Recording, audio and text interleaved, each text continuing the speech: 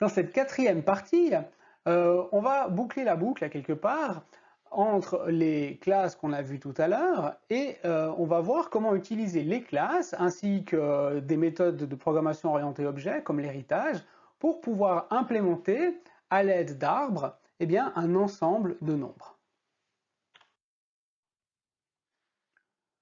Alors, la motivation, elle est simple. Nous, ce qu'on veut, c'est écrire une classe qui va pouvoir stocker un ensemble d'entiers. On va appeler cet ensemble d'entiers int7. La structure de données qu'on va utiliser pour stocker ces entiers, ça va être un BST. Notre BST va posséder deux opérations principales. La première opération, ça va être le add, donc cette méthode va recevoir x un entier et va produire un int7. N'oubliez pas, on n'a pas d'état en programmation fonctionnelle, c'est-à-dire qu'on ne va pas pouvoir modifier nos objets et en réalité ce qu'on va faire à chaque fois qu'on va ajouter un nouvel élément dans notre arbre, on va créer un nouvel int7, c'est pour ça qu'ici on retourne un int7. Donc on ne modifiera pas, on va créer à chaque fois. Deuxième opération qu'on va vouloir avoir dans notre int7, ça va être la possibilité de savoir si un entier x est contenu ou pas à l'intérieur de notre ensemble. Donc cette structure de données qu'on va créer ici, ça va être une structure de données récursive, et puis on va pouvoir avec ça stocker un nombre potentiellement très grand de nombres entiers dans notre int7. Alors, c'est ça qu'on va vouloir. Nous, on va vouloir créer une classe int7 qui va posséder ces deux opérations. Alors, vous constatez ici que cette classe est abstraite. Ça signifie que, d'une part, on ne va pas pouvoir créer d'instance de cette classe avec l'opérateur new, ce ne sera pas possible parce que la classe n'est pas complètement définie. Et pourquoi elle n'est pas complètement définie? Parce qu'on a ici juste donné l'interface des méthodes sans donner le corps des méthodes. Pourquoi avoir défini notre int7 à l'aide d'une classe abstraite? Nous, ce qu'on veut, c'est avoir un ensemble qui implémente comme structure de données un arbre binaire trié pour pouvoir stocker nos nombres. Dans un tel ensemble, on va avoir deux types d'arbres en réalité. On va avoir un arbre qui va servir à représenter l'ensemble vide, et puis un arbre qui va consister à avoir un élément et deux sous-arbres. Concrètement, les arbres qu'on va pouvoir avoir, ça va être ici l'arbre vide ou l'ensemble vide si vous préférez. On va avoir un arbre qui va consister en un élément qui n'aura pas d'enfant, donc ici ça va être juste une feuille, ou un arbre plus complexe, comme celui-ci, qui va représenter l'ensemble des nombres 4 et 3. Alors tout ça, ça va être des int7, et on va étendre la classe générale int7 à l'aide de sous-classes qui vont nous permettre de représenter l'ensemble vide et puis un ensemble non vide. Nous allons faire l'implémentation complète du int7 dans la série d'exercices. Je vous propose quand même de faire les premiers pas ensemble dans la vidéo qui va suivre. Là, j'ai repris en fait la description de la classe abstraite int7 qu'on a donnée dans les slides, et puis je vais commencer l'implémentation. Donc pour implémenter cette classe, il faut implémenter deux sous-classes. La classe nonEmpty, qui va étendre int7, et la classe empty, qui elle également va étendre int7. Alors, pour étendre cette classe qui est là, il va falloir implémenter concrètement les méthodes qui sont données ici. Je propose de commencer par la classe empty. Alors la définition de la méthode contains pour la classe empty est relativement simple. En effet, peu importe ce qu'on a comme x, x n'est pas contenu dans empty. Pour l'ajout d'un élément, donc je vais rajouter x un int, je vais produire un inset, eh bien ça va être quoi? Ça va être un non-empty qui est ici. Alors qu'est-ce qu'il faut que je donne comme paramètre à cette classe non-empty? Eh bien je vais devoir bien sûr passer mon élément, parce que l'arbre qui va contenir mon élément doit être passé. Et puis notre élément générique va avoir également deux fils, un fils gauche et un fils droite, que je dois également passer dans le constructeur de la classe. Alors ici peut-être je vais compléter ceci comme ça. Je dois passer mon élément, un sous-arbre gauche qui va être un inset et un sous-arbre droite qui va également être un inset.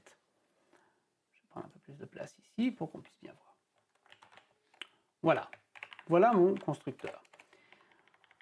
Alors ici, j'étais en train de faire mon non-empty, donc je vais passer x et comme sous-arbre gauche et sous-arbre droite, je vais simplement passer un nouvel arbre vide. Parce qu'il va avoir dans mon élément non-empty juste le x et les deux enfants qui seront vides. Maintenant, pour la classe non-empty, il faut faire les deux méthodes également, donc je vais les reprendre simplement ici. Et cette méthode contains, elle doit nous retourner si l'élément est inclus dans le inset ou bien pas. Alors pour faire ça, comme notre inset est trié, je vais regarder la chose suivante. Si mon x il est plus petit que élément, donc x c'est ce que je reçois en argument et élément c'est ce que j'ai stocké dans mon nœud, si x est plus petit que élément, alors je vais regarder si mon sous-arbre gauche contient l'élément x, parce que je sais que ça va être dans le sous-arbre gauche s'il est plus petit et qu'on a un BST. Autrement, si mon x est plus grand que lm, je vais regarder dans le sous-arbre droite s'il contient x. Et autrement, vu qu'il n'est pas ni dans le sous-arbre droite ni dans le sous-arbre gauche, il est forcément là. Maintenant, pour l'ajout d'un élément. Alors pour faire ça, je vais devoir regarder où je vais ajouter mon élément. Je vais reprendre la même manière de penser que pour le contains. Donc si x est plus petit que lm, je vais créer un non-empty en mettant lm, l'arbre gauche dans lequel je vais rajouter mon élément et l'arbre droite. Ici, je dois à chaque fois créer un élément parce que je dois recréer tout l'ensemble.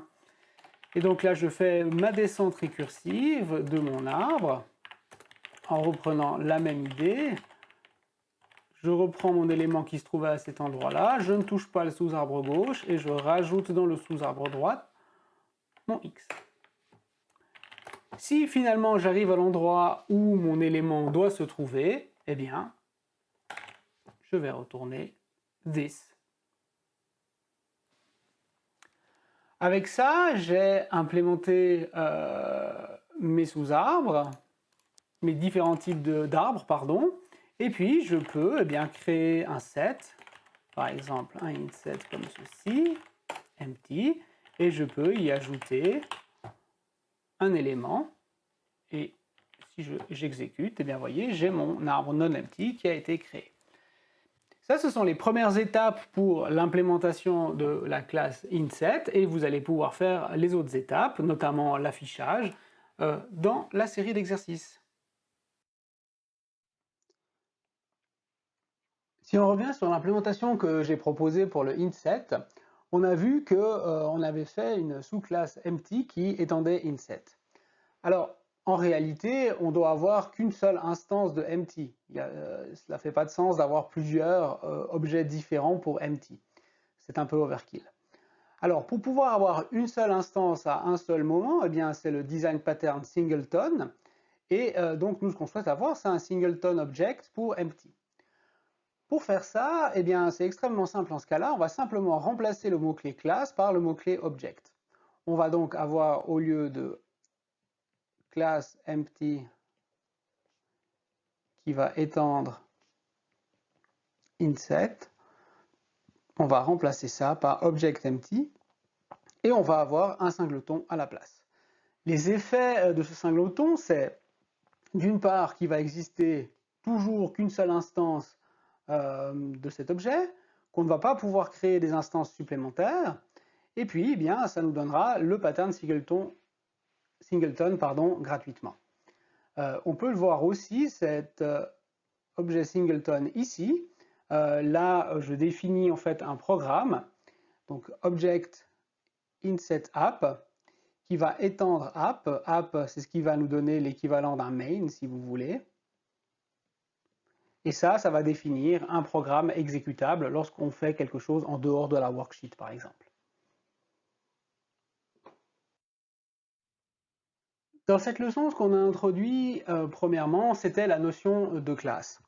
La notion de classe, pour rappel, elle définit, et c'est ça qui est très important, un nouveau type. La notion de classe définit également une manière de pouvoir créer des objets grâce au constructeur.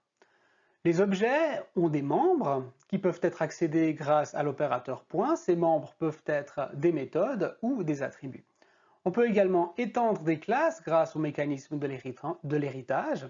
Et puis, il est également possible de définir des classes abstraites, c'est-à-dire qui n'ont pas d'implémentation et qui sont principalement destinées à être étendues. Merci beaucoup pour votre attention.